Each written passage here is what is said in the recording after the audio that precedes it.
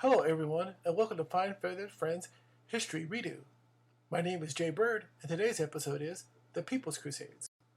People's Crusade began in April 12th, 1096, and it lasted until October 21st of that year when it was crushed by the Seljuk Turks.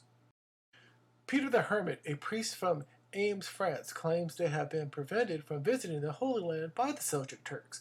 Angry about it, he went back to Europe to preach about leading a crusade to liberate the city of Jerusalem. He rode around the area on a donkey, wore simple clothes, and preached to the people about being sent by Jesus to raise an army of average men to fight for the Lord. His crusader army, made up of mostly illiterate religious fanatical peasants, soon followed him from city to city. They were enthralled by the idea of being freed from all sin if they joined and died in the Holy Crusade. Two other gentlemen joined him on the crusade, Walter Sans-Avoix, a French lord, and a German Count Emicchio, whose own army had consisted of knights, noblemen, and a group who worshipped a goose that believed it contained the Holy Spirit. Needing a warm-up for their crusade, Peter and Emicchio massacred the Jewish communities of the Rhineland in the month of May, killing a few thousand despite warnings from the Roman Catholic Church not to do so.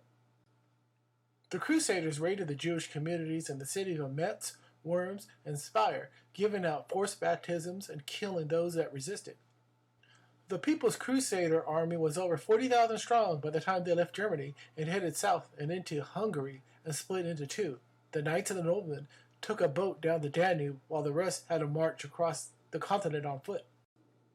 The ragtag army of crusaders got into it with the people of Zerman over the price of shoes and were stripping the countryside of food needed to feed a large army. They killed over 4,000 Hungarians and sacked the city. But they weren't finished yet and sacked the city of Belgrade. The third time wasn't the charm, as the city of Nice attacked the Crusaders on July 4th, 1096, killing over 10,000 of them and chasing them away. Count Emicchio went home shunned by the locals for not completing his crusade to the Holy Land. Eastern Roman Emperor Alexius I earlier in the year asked Pope Urban II for help in his war against the Seljuk Turks, which was a catalyst for the first official crusade which left Western Europe later in the year. But when he saw 30,000 mostly ragtag peasants showing up outside the walls of Constantinople, he ordered his soldiers to ferry them across the Bosphorus on August 6, 1096, and had them wait near the city of Nicomedia. Reinald, the new leader of the German contingent, grew impatient waiting and took his 6,000 men and raided the Turkish castle of Ziordiz on September 21st, 1096, because he wanted to use it as a base to plunder the local Seljuk Turk lands. But it was a ruse by the Seljuk Turks, who wanted to lure them into one spot and slaughter them all. The Crusaders, with no water supply or food, were besieged in the fortress for 7 days. They killed their own horses, donkeys, and drank their blood and their own urine before the Turks came in and either killed all 6,000 Crusaders or made them convert to Islam and become permanent residents. Peter the Hermit and the rest of the Crusaders waited for any word from the German contingent and for supplies promised by the Eastern Romans. Despite warnings from the emperor not to stray into Turkish Asia Minor, many did.